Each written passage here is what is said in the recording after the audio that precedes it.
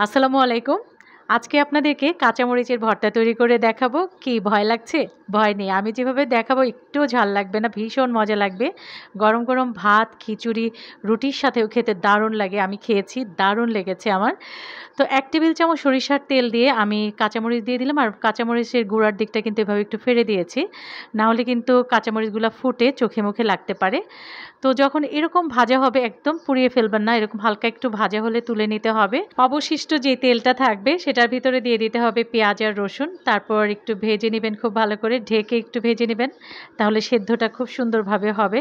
কারণ যদি আপনি একদম জাল করে ভেজে নিতে থাকেন তাহলে কিন্তু পুড়ে যাবে। দেখেন সবকিছু কিন্তু খুব সুন্দরভাবে নরম হয়ে গেছে। এবার আমি নামিয়ে নেব।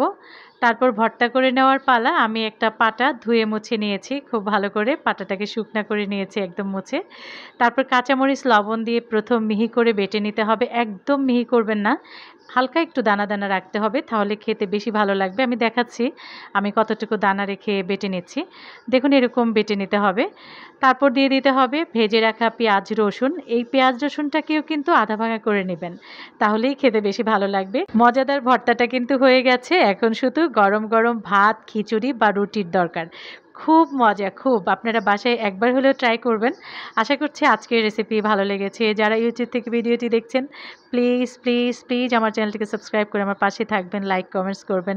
আর যারা ফেসবুক থেকে দেখছেন পেজটাকে ফলো দিয়ে একটা লাইক দিয়ে দিবেন।